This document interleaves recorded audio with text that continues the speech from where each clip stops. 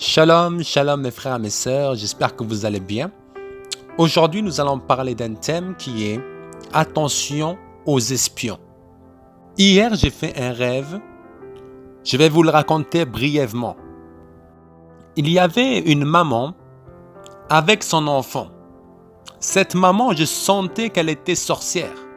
À un moment donné, le serviteur de l'Éternel ressent qu'il faut délivrer l'enfant.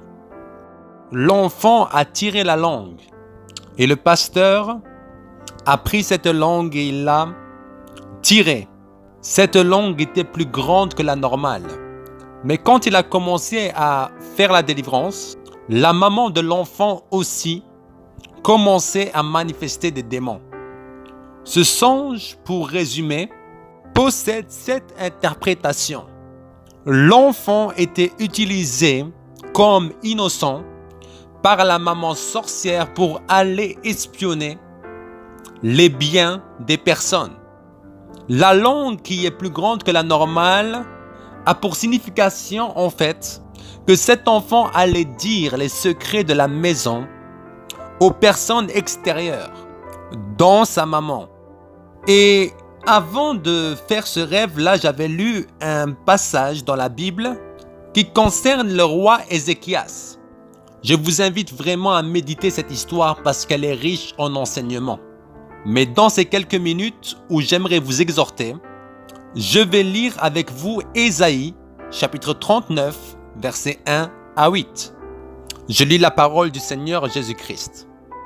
En ce même temps, Mérodach-Balan, fils de Baladin, roi de Babylone, envoya une lettre et un présent à Ézéchias, parce qu'il avait appris sa maladie et son rétablissement.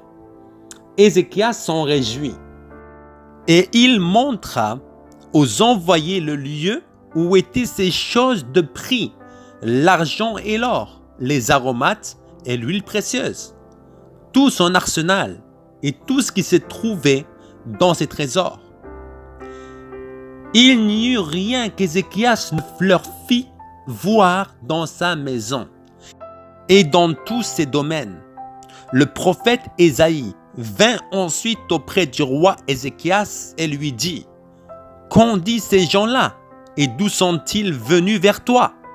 Ézéchias répondit : « Ils sont venus vers moi d'un pays éloigné de Babylone. » Ésaïe dit encore : « Qu'ont-ils vu dans ta maison ?» Ézéchias répondit : « Ils ont vu tout ce qui est dans ma maison. Il n'y a rien dans mes trésors que je ne leur ai fait voir. » Alors Ésaïe dit à Ézéchias : « Écoute la parole de l'Éternel des armées.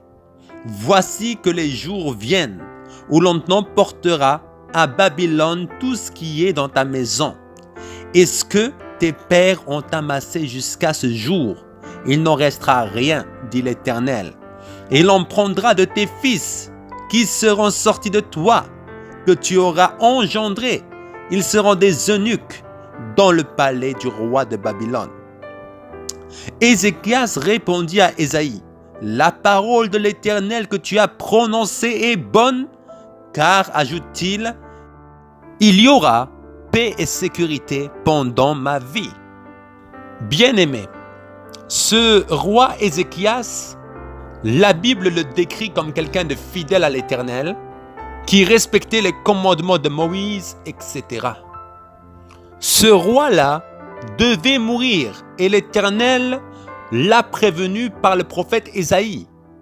Après avoir entendu la prophétie du prophète Ésaïe, celui-ci a pleuré, s'est lamenté et a demandé à l'Éternel le secours. L'Éternel lui a accordé 15 ans de plus. Mais ce roi a dévoilé les secrets du royaume à quelqu'un d'extérieur, juste parce qu'il a été flatté par le roi de Babylone. Et là, nous pouvons tirer une leçon, mes frères et mes sœurs. Des fois, nous agissons de la même façon. Nous dévoilons nos secrets et nos richesses aux personnes qui ne sont pas de Dieu. Je vais vous donner un exemple. Mes frères et mes sœurs, Est-ce que vous savez, le secret le mieux gardé en Occident, c'est lequel? Réfléchis bien. Le secret le mieux gardé par les présidents occidentaux, c'est le code pour l'arme nucléaire. Imagine qu'une personne qui n'est pas le responsable d'un pays occidental s'accapare le code pour l'arme nucléaire. Imaginez les dégâts. C'est de même avec nos vies. Tu es en train de patiner parce que tu as dévoilé tes secrets à des espions qui à leur tour sont partis les dire à des sorciers qui s'amusent avec toi aujourd'hui. Certains ont même volé tes bénédictions. Et toi, tu te dis non, mais comment ça se fait que moi je n'avance pas dans ma vie? J'aimerais te dire qu'il faut faire très attention aujourd'hui même aux enfants. Et dans l'éducation que tu donnes à ton enfant, apprends-lui à fermer sa bouche. Car il y a beaucoup d'enfants qui causent préjudice à leurs parents, à leur famille, parce qu'ils vont dévoiler les secrets de la famille. Voilà donc, mes frères et mes sœurs, ce que j'ai aimé partager avec vous en ce jour. Comme d'habitude, n'hésitez pas à partager, à liker, à vous abonner. Et nous allons clôturer par la prière pour ceux qui veulent donner leur vie à Jésus-Christ aujourd'hui. Et pour le reste, j'aimerais vous dire, mes frères et mes sœurs, consacrez après cette prédication au moins 1 heure dans la prière pour combattre les œuvres de l'ennemi qui sont préparées contre vous, pour vous repentir de tous les secrets que vous avez dévoilés, que ce soit des secrets reçus en songe, des secrets reçus par des paroles de connaissance, etc. Il faut vous repentir et demander vraiment pardon à l'Éternel d'un cœur sincère. Aussi, mes frères et mes sœurs, j'aimerais vous encourager à passer du temps à lire la parole de Dieu. Alors, pour celui ou celle qui veut donner sa vie à Jésus-Christ, simplement répète après moi cette prière. De préférence, mets-toi à genoux, mon frère, ma sœur, pour une position d'humilité. Seigneur Jésus-Christ, aujourd'hui, j'aimerais te donner ma vie. Je me repens aujourd'hui de tous mes péchés. Jésus-Christ,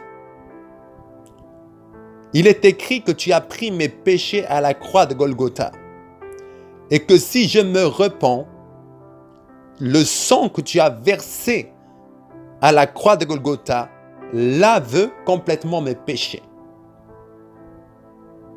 Seigneur mon Dieu, purifie mon être entier. Je plonge aujourd'hui mon âme, mon esprit et mon corps dans le sang puissant de Jésus-Christ afin d'être purifié complètement. Je crois, Seigneur Jésus-Christ, que tu es mort pour moi à la croix de Golgotha et que tu es ressuscité d'entre les morts après 3 jours dans le tombeau. Je t'accepte aujourd'hui comme maître total sur ma vie. Je t'accepte aujourd'hui comme mon Seigneur et mon Sauveur.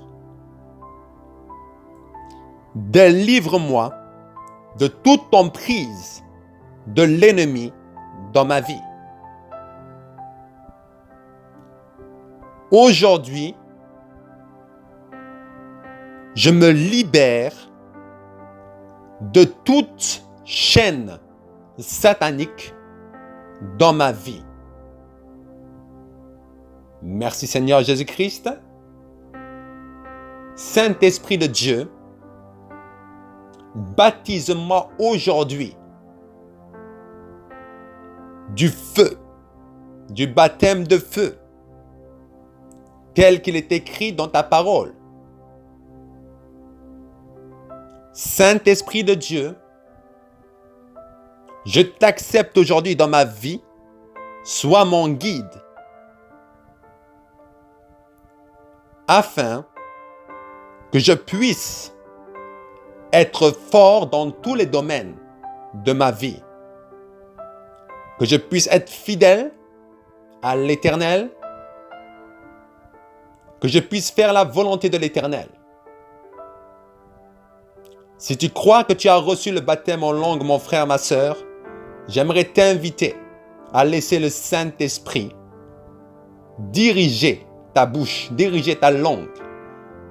Tu vas peut-être dire des choses que tu ne comprends pas, mais c'est le parler en langue. Alors je vais prier pour toi. Simplement laisse-toi faire. Saint-Esprit de Dieu, voici mon frère et ma sœur qui sont là. Je t'invite vraiment à te manifester dans leur vie. Que le baptême du Saint-Esprit soit leur partage maintenant. Je déclare au nom puissant de Jésus-Christ que maintenant, ils reçoivent le baptême de feu. Donne-leur cette grâce que tu m'as accordée de parler en langue. Car le parler en langue est une puissance. Car le parler en langue peut transformer des choses bloquées. Peut nous édifier et pour nous renforcer. Peut nous emmener dans des dimensions inconnues. Dans le parler de la langue terrestre. Nous allons dire des secrets que nous allons peut-être pas comprendre, mais que toi, Saint-Esprit, tu dis au Père, afin que nous voyions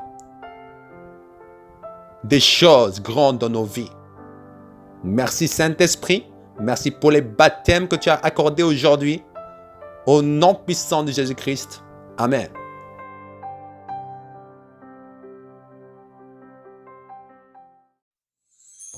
Y a pas de plus grand amour que de donner sa vie pour ses amis, tu l'as dit. Tu l'as aussi fait le jour de ta crucifixion pour que l'accès dans tes parvis ne me soit plus conditionné. Par ta grâce, j'ai pu être positionné et ton fusionné comme le cèpe au serment. Je suis dans l'œuvre sans vouloir démissionner. Nul ne peut me séparer de l'amour de Jésus. Nul ne peut se comparer à celui qui m'a choisi. Jésus s'est emparé de moi, je suis à lui. Sa grâce a réparé ce que le mal a détruit. Quand j'étais égaré, je l'ai vu accourir afin de me secourir pour qu'on puisse parcourir la route qu'il m'a tracée. Jésus m'a fait sourire quand j'étais oppressé. J'ai trouvé un ami à qui j'ai tout remis. Ses bontés se renouvellent comme le dit Jérémie. Chaque matin dans ma vie, il est la source infinie d'amour et de grâce, le Dieu qui m'a béni. Y a-t-il ici-bas un peu d'amour? Je me sens seulement cœur et si lourd. Je ne peux plus porter ce fardeau qui me voûte. Père, je t'appelle au secours. Je t'avais donné